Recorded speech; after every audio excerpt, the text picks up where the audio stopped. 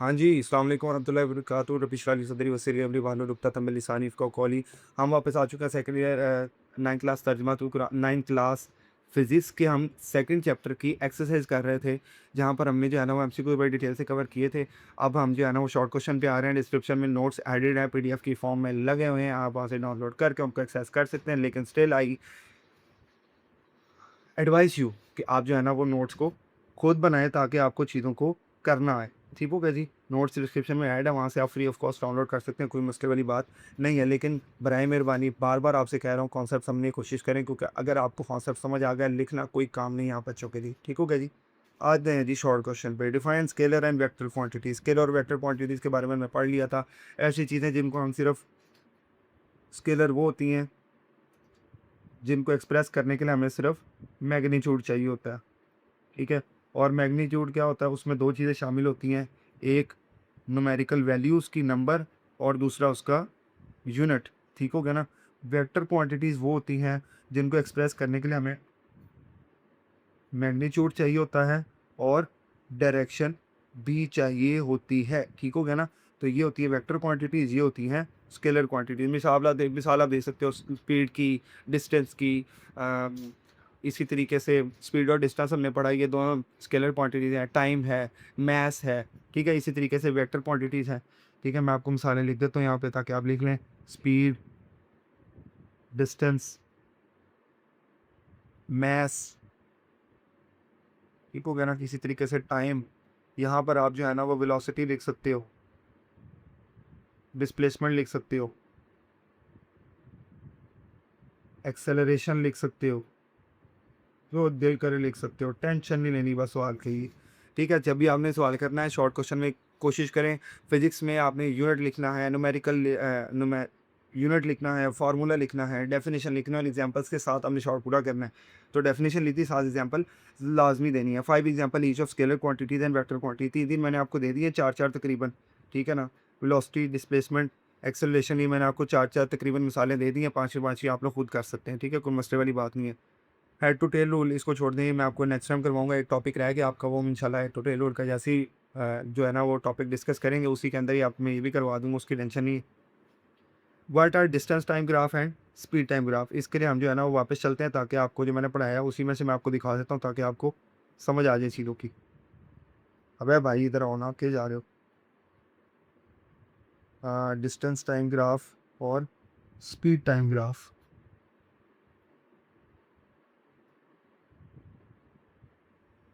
चलो यही बता देता हूँ। ठीक हो गया ना? क्या याद करोगे? अच्छा जी, what are distance time graph and speed time graph. ठीक हो गया ना? ये मिसालें वैसे लिखी हैं लेकिन इनको ढूँढ लेना।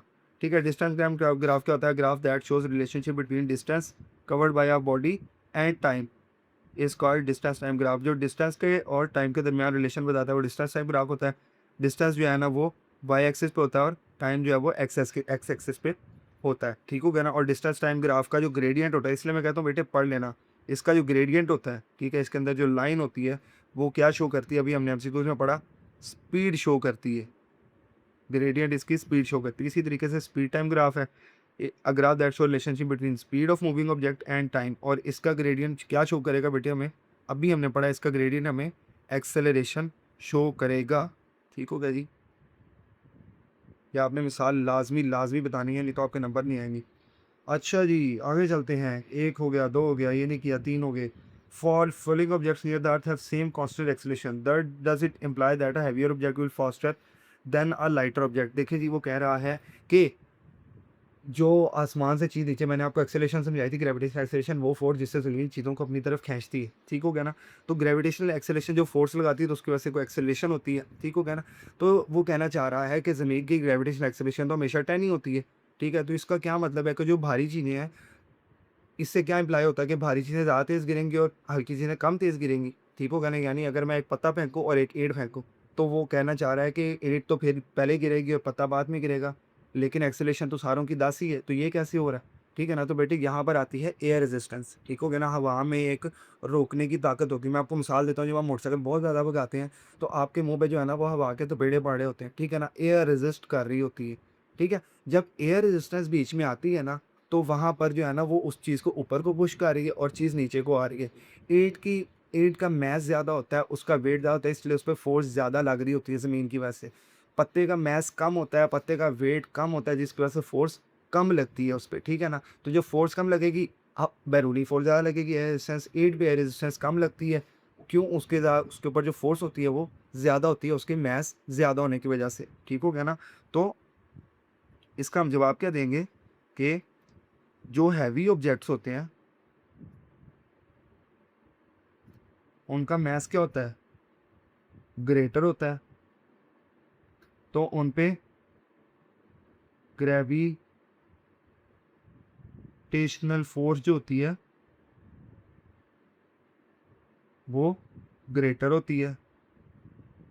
लेकिन जो लाइट ऑब्जेक्ट्स होते हैं उनका मास लेस होता है, इसलिए उन पे ग्रेविटेशनल फोर्स लेस लगती है, ठीक हो गया ना? तो जब फोर्स ज़्यादा लगेगी, इसका क्या मतलब होगा? वेलोसिटी भी, फोर्स ज़्यादा लग रही है इसका मतलब एयर रेजिस्टेंस, जो हवा में रेजिस्टेंस होती है वो लो हो जाएगी, ठीक है? यहाँ पर फोर्स कम लग रही है तो एयर रेजिस्टेंस क्या हो जाएगी? ग्रेटर हो जाएगी। जब एयर रेजिस्टेंस कम ज़्यादा होगी तो वेलोसिटी लो हो जाएगी, और एयर रेजिस्टेंस लो होगी तो वेलोसिटी ज़्यादा हो जाएगी। तो वो कह रहा है कि भारी चीज़ें जो है ना वो ज़्यादा स्पीड से गिरेंगी। लेकिन अगर हम किसी ऐसी जगह पे बेटे चले जाएँ जहाँ पर जो है ना वो एयर रेजिस्टेंस मौजूद नहीं है, ऐसी जगह जहाँ पर एयर रेजिस्टेंस मौजूद ना हो, ऐसी जगह को वैक्यूम कहा जाता है, ठीक हो गया ना? क्या कहा जाता है? In vacuum, in vacuum, VACCWM, ठीक है? उसमें क्या होता है? No air resistance. तो वहाँ पे क्या होगा? Speed of heavy and light objects will be same, ठीक हो गया ना? जब वैक्यूम में जाएंगे तब सेम हो जाएगी। मैं इसका आंसर पढ़ के सुनाता हूँ आपको। No it does not, the acceleration of freely falling body is 10 metre per second for all objects regard of their mass when falling freely through a vacuum, ठीक है ना? वही बात है, ऐसी जगह जहाँ पर एयर रेजिस्टेंस ना हो, light and heavy object will move side by side and fall with the exact same rate. जब एयर किसी को अपोज ही नहीं कर रही, ज़मीन एक ताकत से खींच रही है, तो और कोई चीज़ है नहीं जो किसी पर रोक सके, तो इसलिए दोनों चीज़ें सेम रफ्तार से गिरेंगी, ठीक हो गया ना? तो आप जो है ना वो effect of gravity in vacuum, YouTube पे लिखेंगे, वीडियो आ जाएगी, वहाँ पर पत्ता और एक ईंट को फेंकते हैं, दोनों सेम स्पीड से नीचे गिरती है, ठीक हो गया ना? तो वो देख लेना, आपको पता चल जाएगा। अच्छा जी, आगे चलते हैं। सवाल आसान-आसान है बेटे।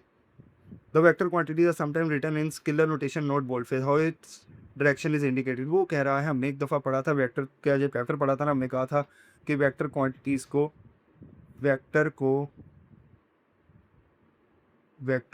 रिप्रेजेंटेशन, जो मैंने आपको वेक्टर पढ़ाए थे, मैंने आपको वेक्टर रिप्रेजेंटेशन पढ़ाई थी कि आप जो है ना वो, ये वेलोसिटी है, ठीक है ना?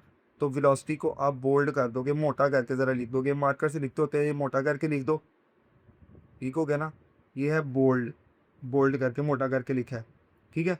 या इसको जो है ना वो आप टेढ़ा करके लिख दो, ठीक है? या ऐसे करके लिख दो, ठीक है ना? इसको कहते हैं इटैलिक में, इटैलिक, ठीक हो गया ना? ये 2 तरीके होते हैं वेक्टर को लिखने के। अगर आपने इन 2 तरीके से नहीं लिखना, तो सिंपल जो है ना वो जिस तरह स्केलर लिखा जाता है सिंपल कैरेक्टर के साथ, उसके ऊपर एक एरो का निशान डाल दो, ठीक हो गया ना? एरो, ठीक है? तो ये 3 तरीके होते हैं वेक्टर को रिप्रेजेंट करने के, बोल्ड कर दो, इटैलिक कर दो, या उस पे एरो डाल दो, ठीक हो गया ना? तो वो कह रहा है कि अगर vector quantity sometime written in scalar notation, यानी सादी नोटेशन में लिखी होती हैं, ये है स्केलर नोटेशन, ये वाली, ये सिंपल वी जो है ना, ये स्केलर नोटेशन है। सिंपल वी जो है, सिंपल वी स्पीड की बात होती है, ठीक है? तो अगर सिंपल नोटेशन में हो तो आप उसकी डायरेक्शन कैसे बताओगे साथ? कैसे पता चलेगा कि वो चीज़ जो है वो वेक्टर है? तो उसके ऊपर आप एक तीर का निशान लगा दोगे तो पता चल जाएगा कि वो क्या है? वेक्टर क्वांटिटी है, ठीक हो गया ना? तो वो आप क्या करोगे? वेक्टर क्वांटिटी है। When written in standard script instead of boldprint, a vector indicated by a placing a small arrow over the letter representing the quantity, ठीक हो गया? लेटर के ऊपर आप एक छोटा सा एरो लगा दो, ये डिस्टेंस है, ऐसे लगाओगे तो ये डिस्प्लेसमेंट वाले, ठीक हो गए? ये चीज़ है। अच्छा जी, आगे चलते हैं, कोई उसमें नहीं है। A body is moving with uniform speed, will its velocity be uniform, give reason. वो कह रहा है कि एक बॉडी यूनिफॉर्म स्पीड के साथ जा रही है तो उसकी वेलोसिटी क्या सेम होगी या नहीं होगी? आ जाते हैं इधर। No, not necessary, velocity is a vector quantity meaning it depends both on speed and direction. ठीक हो गया ना। तो वेलोसिटी जो है वेक्टर क्वांटिटी, और हमने वेक्टर के बारे में पढ़ा, उसको एक्सप्रेस करने के लिए हमें क्या चाहिए, मैग्नीट्यूड भी चाहिए और डायरेक्शन भी चाहिए। ठीक हो गया ना। तो अगर कांस्टेंट स्पीड के साथ मूव कर रही है, ठीक है, और अपनी डायरेक्शन मूव चेंज नहीं कर रही, ठीक हो गया ना, तो उसकी वेलोसिटी क्या रहेगी, यूनिफॉर्म रहेगी। ठीक है, इसमें दो केस होते हैं, तो इसके आंसर बनेंगे केस वन। ठीक हो गया ना। इफ नॉट चेंजिंग डायरेक्शन, तो वेलोसिटी क्या रहेगी, यूनिफॉर्म, वेलोसिटी सेम रहेगी, क्योंकि डायरेक्शन चेंज नहीं है तो वेलोसिटी सेम सेम रहेगी। केस टू, इसी तरह आप पेपर में भी लिख सकते हो बेटे, इफ चेंजिंग डायरेक्शन और moving in a circular path, circular path में हर पॉइंट पर डायरेक्शन चेंज हो रही होती है, याद रखना। तो वेलोसिटी क्या होगी, वेरिएबल होगी, चेंज होगी, यूनिफॉर्म नहीं होगी, नॉन यूनिफॉर्म भी लिख सकते हो आप इसकी जगह पे। ठीक है ना। तो दोनों केसेस आपने बताने हैं कि हाँ वेलोसिटी यूनिफॉर्म भी रह सकती है और नो वेलोसिटी यूनिफॉर्म नहीं भी रह सकती, ये दो केसेस हैं। Is it possible to have acceleration when moving with constant speed and constant velocity. ठीक हो गया ना। कांस्टेंट स्पीड के साथ जा रहे हैं और कांस्टेंट वेलोसिटी के साथ जा रहे हैं। ठीक हो गया ना। तो अगर हम कांस्टेंट स्पीड के साथ जा रहे हैं तो स्पीड का डायरेक्शन से ताल्लुक ही कोई नहीं है। ठीक है ना। हम यहाँ पर देख लेते हैं कांस्टेंट स्पीड, वो कह रहे हैं एक्सेलरेशन जो है वो कांस्टेंट हो सकती है अगर हम कांस्टेंट स्पीड और कांस्टेंट वेलोसिटी के साथ जा रहे हैं, यानी एक ही हमारी स्पीड है, तो एक्सेलरेशन कांस्टेंट हो सकती है। तो ऑब्वियस ही बात है, जब स्पीड का डायरेक्शन से लेना देना ही कोई नहीं है। ठीक हो गया ना। तो आप कांस्टेंट स्पीड से जा रहे हैं तो एक्सेलरेशन कांस्टेंट होगी,